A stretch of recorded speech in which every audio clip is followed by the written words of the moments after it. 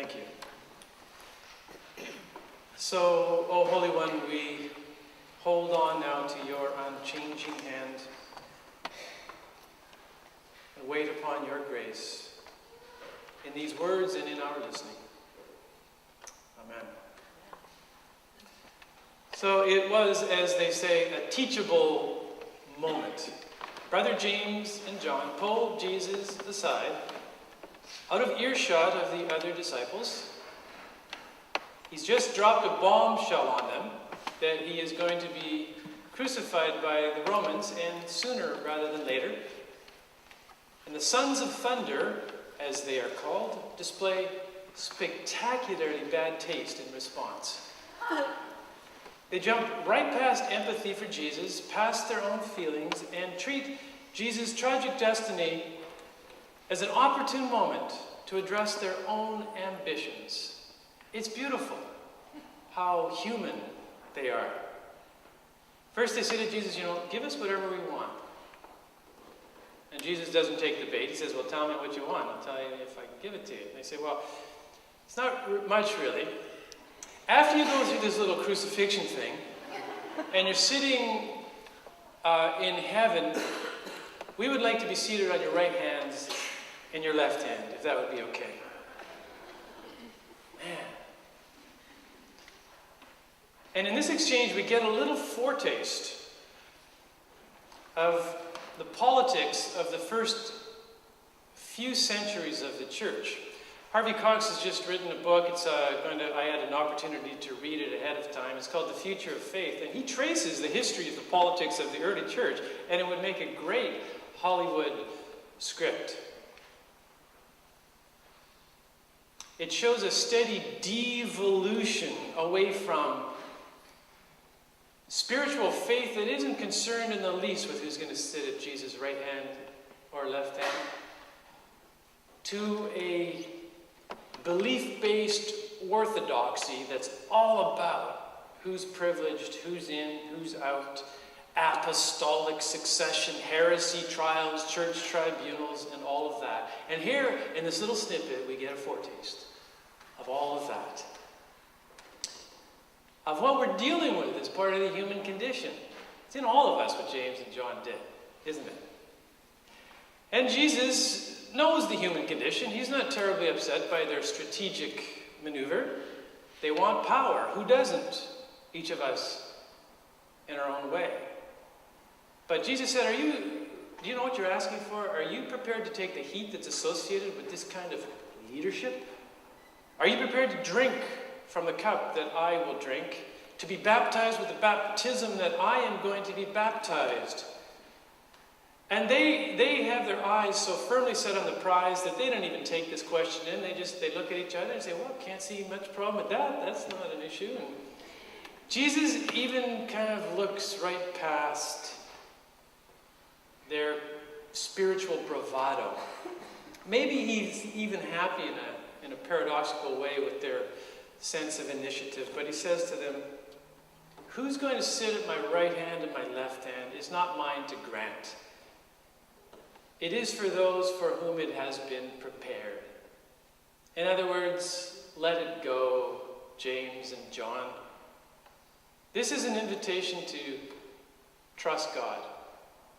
There are some things that we just cannot, as human beings, engineer into existence. And this is especially true of the spiritual realm. And Jesus isn't talking here about predestination, as though the future has already been determined from the get-go. Why, in this case, would we take any initiative? Why would we have any drive if this was the case? I hear, rather, his response as an invitation to live as though there is at the heart of the cosmos a hidden wholeness, a spiritual impulse to evolve into deeper and deeper expressions of beauty and truth and goodness. And he's saying to James and John, you'll just have to trust that. You just have to go with that. You're going to have to trust God on this one. Trusting in God is a little scarier, isn't it, than believing in God? I can believe in God. There's sort of an intellectual assertion that there is a God out there somewhere. But when I trust in God, it's like trusting another person. It involves risk, surrender, letting go. And I can believe in God till the cows come home and never trust God, which is interesting.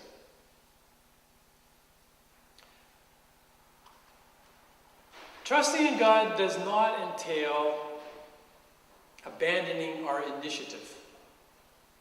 It doesn't mean passively waiting around for God to take care of all of our problems. It doesn't mean relieving ourselves of responsibility for our own life or for others' lives.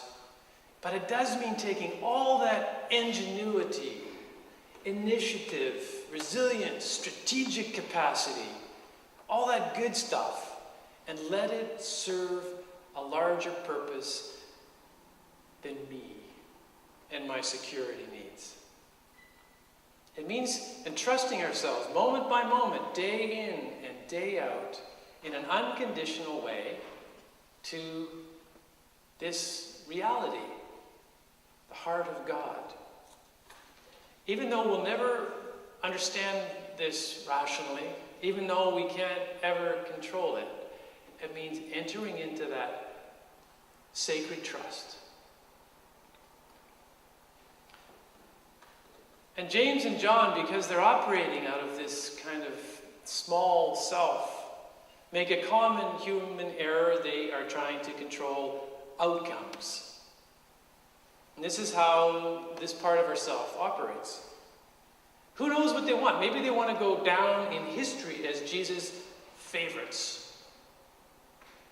They believe, maybe, that Jesus is going to be the ruler of the universe one day, and they want a piece of the action. They want their names secured in the rolls of eternity now. And you got to hand it to them. When the sons of thunder go for it, it's go big or go home. They want to leave nothing to chance here. They want to, in fact, what they want is to be God, right? Or to be as close to God as possible and to enjoy all the attendant privileges that they're conceiving or associated with that proximity. What they don't realize is that their desire to manipulate Jesus, strategically gain a foothold on the other disciples, control the outcome, get an eternal seat on the heavenly board of directors, is born of fear, not trust. It's not born of the soul. It's certainly not born of their higher self. Because the ego always wants more control, greater assurance, more insurance. The ego's role, it's there to defend our hearts. It's all about defending and protecting, standing guard over us, for fear that we would be shattered without the ego's help. Thank goodness for the ego. But to meet Jesus, or when you meet any genuine spiritual leader, is to come face to face with the most terrifying proposition our egos will ever face: to trust God and surrender your attachment to outcomes. This is what happens if we relieve our ego just for a moment